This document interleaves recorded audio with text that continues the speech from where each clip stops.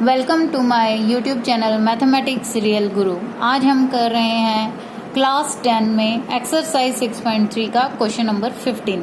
Statement इस प्रकार है, लंबाई 6 मीटर वाले एक ऊर्ध्वाधर स्तंभ की भूमि पर छाया की लंबाई 4 मीटर है।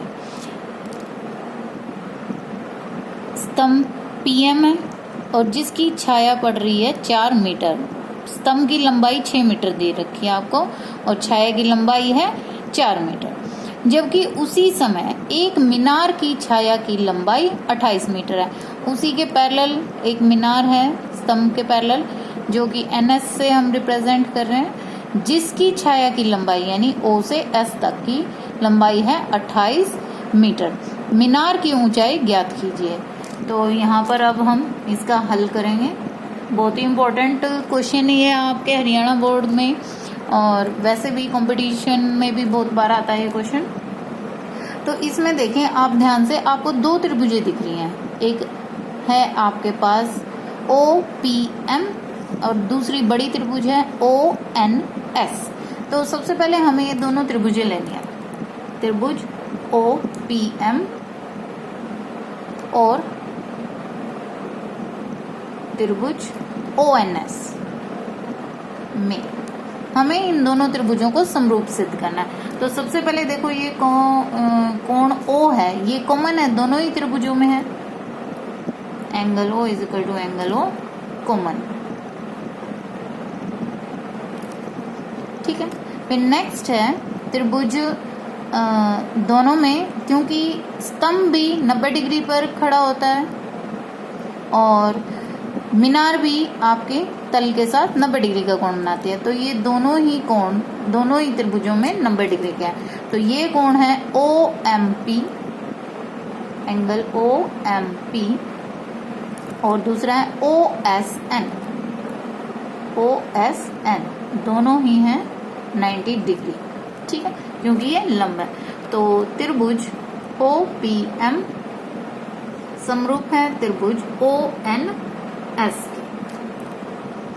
ठीक है, तो यहाँ पर ये समरूपता होगी एंगल एंगल सिमिलैरिटी। दो एंगल है तो तीसरा एंगल ऑटोमेटिक हमारे पास त्रिभुज के प्रॉपर्टी के अकॉर्डिंग हो जाता है। तो हम दो ही एंगल से भी कह सकते हैं कि हमारी त्रिभुजें दोनों समरूप हैं। अब बेसिक बात यह है, यदि त्रिभुजें समरूप हैं तो उनकी संगत भुजाएं आपस में बराबर होंगी। तो यहाँ देखें, PM जो भुजा है उसके संगत आपकी भुजा है NS, और जो OM भुजा है उसके संगत है भुजा OS, जिसमें कि आपको गिवन है PM की लंबाई यानी कि 6, NS जो आपको फाइंड आउट करना है, X जो हमने सपोज कर लिया है, OM 4 है और OS आपके पास है 20। कट गया 1/7, क्रॉस मल्टीप्लाई करके आपके पास आ जाएगा 6 × 7 यानी कि 42 मीटर आपका आंसर।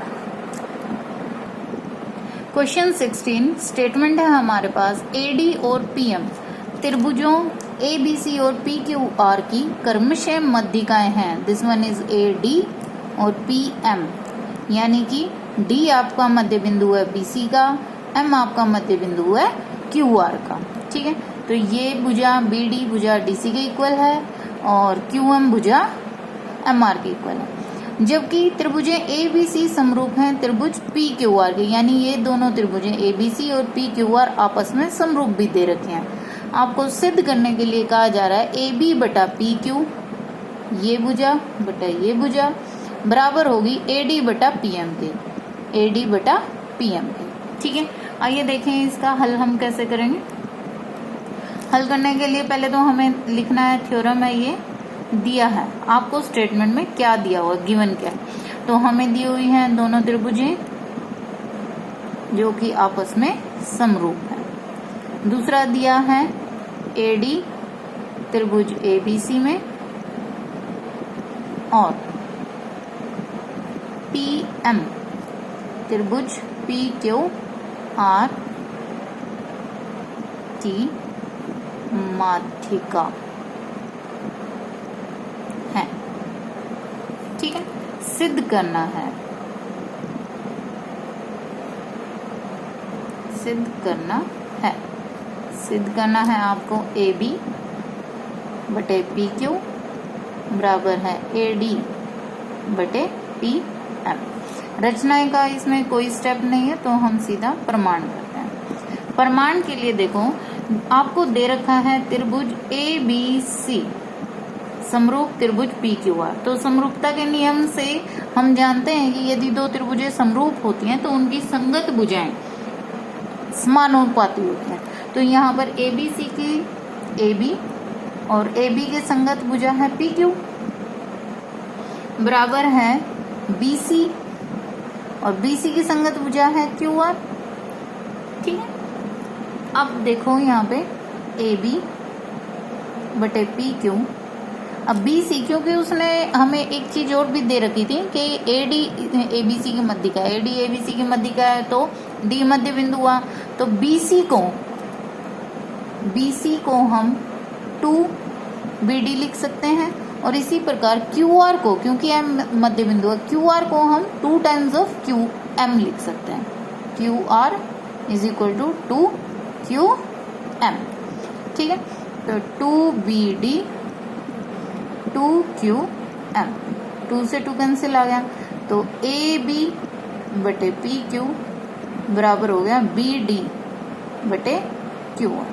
ठीक है, दूसरा है हमारे पास कोण B, कोण Q के इक्वल, कोण B कोण Q के इक्वल होगा।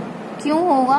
क्योंकि त्रिभुजें ABC समरूप हैं त्रिभुजें PQR के, और समरूपता का नियम क्या कहता है कि उनके संगत कोण बराबर होते हैं। भुजाएं समानुपाती होती हैं और कोण उनके बराबर होते हैं। अब देखिए जरा, त्रिभुज ABD और त्रिभुज PQR में क्या होगा? ABD त्रिभुज, ये लेफ्ट साइड की ABD और PQR में एक तो चीज आपने सिद्ध कर दी, AB बटा PQ दोनों भुजाएं, दूसरी BD बटा QM, BD बटा QM, यानी कि इन दोनों त्रिभुजों की दो भुजाएं समानुपाती है, साथ में उन भुजाओं के बीच का कोण बराबर है। अतः दोनों त्रिभुजें हो गई आपके पास समरूप।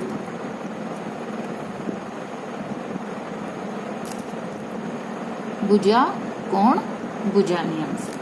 ठीक है, अब क्योंकि दोनों त्रिभुजें समरूप हैं तो उनकी संगत भुजाएं समान अनुपाती होंगी। AB के समान अनुपाती होगी PQ, और AD जो आपकी सिद्ध करना था, AD के समान अनुपाती कौन होएगा? P। Hence proved।